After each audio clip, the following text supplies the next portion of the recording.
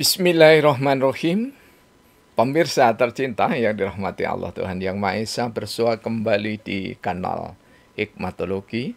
Monolog sederhana mengajak diri kita masing-masing berpikir, kian melembut, cerdas, dewasa, bijaksanakan hati nurani, berdasar kitab suci agama kepercayaan yang kita yakini. Tentu saja upaya serius terus-menerus tak kenal putus untuk menghayati, mempedomani, mengamalkan Pancasila niscaya dalam kehidupan sehari-hari.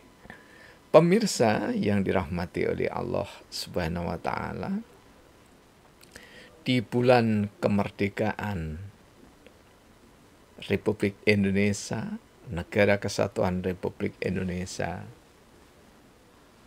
kita mengkaji ulang pikiran-pikiran besar dari pendiri Republik ini adalah niscaya. Mengapa? Karena pikiran-pikiran besar yang digagas oleh Bung Karno, Bung Hatta, Supomo, Muhammad Yamin, Ki Bagus Kusumo, dan yang lainnya, termasuk di dalamnya Syekhona Kiai Haji Hasyim Asy'ari, Kiai Haji Ahmad Dahlan, sungguh akan memberikan ruh ketika kita beranjak dari grounded research atau penelitian mendalam secara kualitatif. Kita tidak sekedar mencoba untuk meneriakkan yel-yel Pancasila, NKRI, harga mati. Ya, jika di dalam pidato bermasa silahkan ya.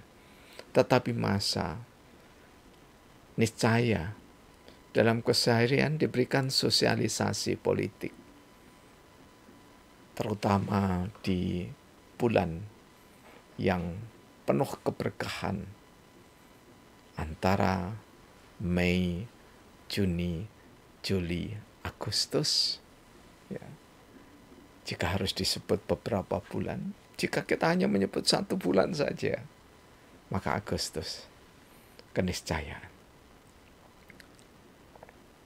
Jika saja di masing-masing kampung tak sekedar semarak menyiapkan karnaval dengan aneka ragam kostum yang bukan tradisi keseharian bangsa Indonesia, hanya untuk meluapkan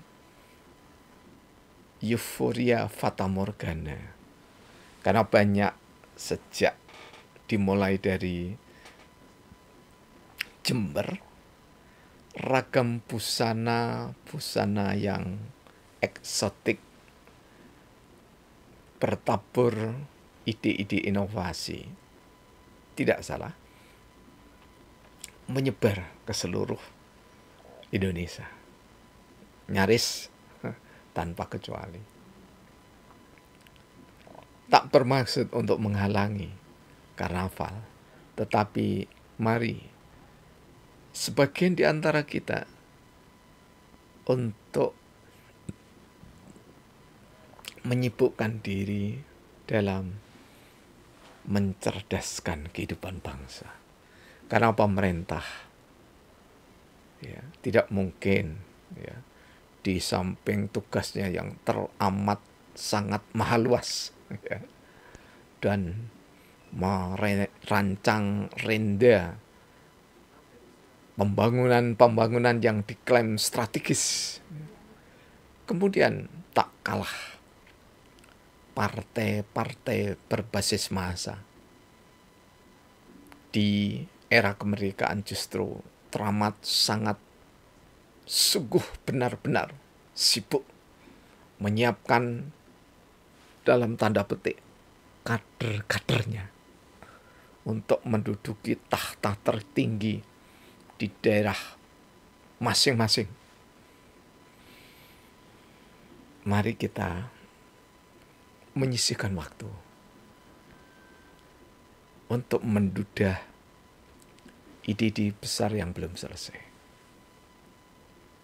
Dalam dialog sederhana kami dengan Bu Hani, salah satu presenter di Dhamma TV, sahabat kami juga di Radio Mitra Adi Suara 104,5 FM Jalan Cipto 16 Kota Malang, ya, ketika tahun 2009 sampai 2014, ya. Beliau bertutur bahwa Indonesia merdeka, bermula dari pernyataan demikian. Kemudian kami pun menanggapi, ya, bahwa ada sisi di mana kemandekan pembangunan atau proses pembangunan bangsa negara itu seolah tidak tersambung. Ketika zaman Orde Lama di bawah kepemimpinan Soekarno-Hatta, gitu ya, ada namanya rencana pembangunan atau pembangunan semesta berencana. Jadi dibalik gaya Soekarno, pembangunan semesta berencana. Ada tahapan. Karena awal-awal merdeka yang paling menonjol adalah doktrin revolusi. Sehingga ada di sebelah saya ini bahan-bahan pokok indoktrinasi. Di dalamnya ada trio yang didoktrinkan, yakni adalah Pancasila, kemudian demokrasi terpimpin, dan golongan karya. Jadi golongan karya itu bukan madein Bapak pembangunan The Smiling General Soeharto, tidak. Jadi tiga hal itu dijadikan bahan-bahan pokok indoktrinasi, di mana Pancasila, ya, dan ingat ya, di zaman Soekarno itu tidak ada Pancasila yang bernama Eka Sila, Trisila, Pancasila, tidak ada. Karena Bung Karno sangat paham sekali sebagai seorang pemikir besar bersama Muhammad Hatta dan para kabinetnya, di mana kabinet ini juga sudah disebut dengan kabinet karya, ya. Nah, apa yang disampaikan oleh tokoh-tokoh besar ini adalah berbicara Pancasila, maka berbicara manusia Indonesia yang memiliki ciri khusus, karakteristik khusus. Sehingga ketika Trisakti dipidatokan tanggal 17 Agustus 1964, yang ini sebenarnya adalah bagian integral dari pikiran-pikiran Soekarno, Supomo, Ki Hajar Dewantara tahun 1940-an, ya, tentang golongan karya, ya. Maka Trisakti yang pertama itu adalah berdaulat di bidang ekonomi. Di bidang politik maksud saya. Ya. Ketika berbicara berdaulat di bidang politik, maka nanti, ya, Bung Karno ini meneruskan pikiran-pikirannya yang digali oleh antara lain Julian N. Billow, gini ya, Golkar Functional Group Politik in Indonesia, ya. Itu di tahun 83, buku ini beredar, setelah itu tidak ada lagi, ya. Itu dikatakan bahwasanya meskipun sebagian orang menganggap Soekarno, Supomo, Ki Hajar Dewantara itu adalah tokoh golongan fungsional, tetapi di dalam riset yang sangat piawai ini, ya, disampaikan bahwa golongan karya itu adalah pikiran orisinil dari seorang Soekarno, yang kemudian ini dijadikan satu momentum, ya, untuk membaca politik di masa depan itu bukan berbasis massa, tetapi berbasis karya. Ya. Karena itulah ya. Kabinet Karya itu dilantik pada tahun 59 pada 9 April. Jadi Kabinet Karya ini kemudian nanti diteruskan oleh siapa? Oleh The Smiling General Bapak Pembangunan Soeharto. Jadi ada sustainable development, ada keberlanjutan pembangunan. Ya. Sama dengan saudara-saudara kita petani itu ada keberlanjutan ya.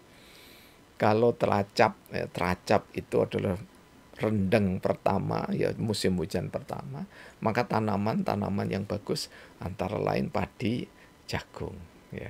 Kemudian nanti kalau menjelang akan habis masa hujan lebatnya, maka nanti setelah panen jagung atau padi, maka tanaman berikutnya itu pasti yang berkaitan dengan kacang-kacangan. Ya, jadi ada kacang tanah, kemudian ada telo ramba atau ketela pohon, ya. Kemudian ada juga kedelai, ya, dan sejenisnya.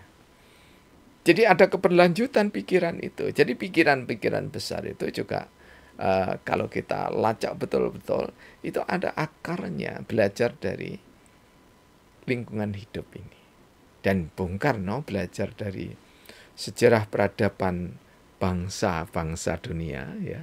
Karena beliau, Bung Karno, Bung Hatta, ya, A.A. Maramis dan seterusnya itu ya tokoh-tokoh pencetus, penggagas ya Pancasila, ya, terutama 9 orang ya, insya Allah ya. Ya, itu senantiasa belajar dan disempurnakan. Dan disambung di era Pak Harto itu masih juga memakai yang namanya ya dari pembangunan semesta berencana, kemudian oleh Bung Karno diteruskan dengan Kabinet Ampera, amanat penderitaan rakyat, dan amanat penderitaan rakyat ini disambung lagi dengan Kabinet Pembangunan 1, 2, 3, 4 oleh Pak Harto. Ada namanya menggantikan doktrin revolusi, ya, indoktrinasi di masa revolusi itu. Kemudian Pak Harto menggantinya dengan garis-garis besar haluan negara. Dari garis-garis besar haluan negara ini diturunkan menjadi rencana pembangunan 5 tahunan. 5 tahun itu adalah jangka pendek. Skala prioritasnya apa? Dan waktu itu skala prioritas yang paling tampak diantaranya yakni adalah infrastruktur. Termasuk di dalamnya adalah penerangan atau listrik. Ya. Betul-betul membangkitkan gairah ekonomi dan pertanian di Indonesia. Sehingga di zaman Pak Harto sampai ada swasembada pangan dan mendapatkan penghargaan dari PBB. Nah, jadi kita jangan hanya berbicara buruknya, tapi bicara baiknya itu lebih dibutuhkan ya. Jangan sampai kita itu lebih menonjolkan buruknya kepemimpinan Bung Karno dan Pak Harto ya. Kemudian kita melupakan jasa-jasa baik yang beliau capai dengan bangsa Indonesia ini. Ya. Jadi dengan pikiran berdaulat bidang politik ini ke depan diharapkan bahwa politik itu betul-betul berdiri di atas kemandirian bangsa sendiri. Dengan apa? Dengan golongan fungsional. Dan ABRI dimasukkan golongan fungsional, guru, petani, dan seterusnya yang pernah kita bahas itu. Ya. Kemudian bagaimana dengan berdikari di bidang ekonomi? Nah ini nampaknya baik Pak Harto baik Bung Karno maupun Pak Harto sama-sama memompa ya sektor ekonomi real yang disebut koperasi. Nah koperasi inilah yang dijadikan tonggak ya pemikiran oleh Bung Karno dan begawannya itu adalah Muhammad Hatta ya, agar koperasi itu betul-betul bangkit. Sehingga di tahun-tahun 1970-an ketika kami ada di desa Sumber Manjing Wetan itu ya, pada saat kesulitan ya, penyangga ekonomi antara lain minyak tanah ya, minyak goreng, minyak tanah ya, dan beras ya, maka koperasi memiliki peran. Jadi kemudian dari zaman Orde Lama inilah diteruskan oleh Pak Harto dengan di seluruh kecamatan ada namanya koperasi unit desa. Sampai sekarang masih ada. Dan salah satu di antaranya yang sangat menonjol perannya yakni adalah Kopsai, Koperasi Sinau Andandani Ekonomi ya. Itu di Pucun, Kabupaten Malang ya. Sangat luar biasa ya. Jadi penyangganya salah satu kemandirian ekonomi itu betul-betul realistis gitu ya. Dan masyarakat ya, itu sangat tanggap terhadap apa yang dibutuhkan oleh dirinya. Dan apa yang dibutuhkan oleh dirinya itu berkarya. Jadi berkarya bukan ya mencari harta di seberang yang tidak sah dalam kepemilikan, atau dalam bahasa keren itu ya korupsi begitu ya. Nah kemudian di bidang kebudayaan itu berkepribadian dalam kebudayaan. Ini kalau kita merujuk pada Trisakti. Dan ini tidak harus dijadikan jargon gitu ya. Karena Trisakti itu kan hanya ketika tahun 64 harapannya sampai 5 tahun ke depan gitu ya. Itu ini yang menjadi pengokoh gitu ya. Tetapi tidak berarti meninggalkan yang lain. Kalau kita hanya berbicara politik ansih dalam pengertian partai politik atau sistem politik berkaitan dengan pemilihan umum ya, menjadi kerdil atau dibonsai politik itu. Nah, politik dalam pengertian kearifan menata desa, kearifan menata kota, kearifan menata kabupaten, kearifan menata provinsi, kearifan menata Indonesia. Bukan politik. Kalau politik itu bagaimana orang berperilaku seolah-olah baik tapi munafik ya. Jadi janji-janji yang biasanya ditebar ya, pesona-pesona yang biasanya ditebar pada waktu pemilu ya, termasuk sekarang ini ya pemilu kada ya, itu harusnya itu tidak dilakukan demikian. Jadi kalau diambil simpul sederhananya, politik, ekonomi, dan kebudayaan mandiri itu maknanya bahwa kita harus menjadi bangsa Indonesia yang memiliki jati diri. Dan jati diri itu tidak harus ditonjol-tonjolkan, tetapi menistakan agama, menistakan kepercayaan, tidak demikian. Karena Pancasila itu ya bersumber dari agama dan kepercayaan yang dianut oleh bangsa Indonesia. Termasuk di dalamnya tentu saja kalau Bung Karno mengatakan ketuhanan yang berkebudayaan itu ya, itu bahasa-bahasa awal pikirannya Bung Karno. Tapi setelah itu ketuhanan yang Maha Esa, pastinya seorang yang berketuhanan yang Maha Esa adalah orang yang paham dengan kitab sucinya. Karena itu ada dialog di dalam grup WhatsApp ya di kota Malang ini ya, yang dipendekari oleh Bapak siapa itu Yakob Kun gitu ya. Itu ada saudara kami yang ini saya cari gitu ya, lupa namanya saya ya karena memang hanya kenalnya di sosial media ya itu. Itu mengatakan bahwa ya kitab sucinya Pancasila itu ya 6 itu ya. Nah, kita tidak perlu ke arah kitab suci lagi ya. Ini maaf ya terlalu lama. Kita tidak perlu lagi ke kitab suci kalau kita berbicara Pancasila. Karena Pancasila itu merupakan saripati dari dasar, fondasi yang esensial, yang hakiki di dalam berbangsa dan bernegara. Jadi kita sudah selesai. Sudah selesai dalam keparipurnaan Pancasila, tetapi tidak pernah akan selesai dalam menerapkan dasar negara ideologi bangsa Pancasila.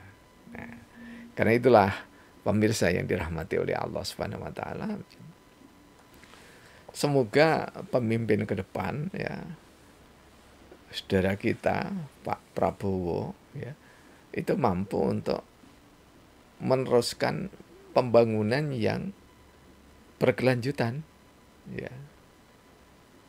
Karena tanpa pembangunan berkelanjutan maka akan terpotong-potong. Dan mestinya tidak perlu khawatir, ya, Saudara Joko Widodo itu apa diteruskan dan tidak, ya, apa yang digagas itu, ya harus meyakini saja, ya.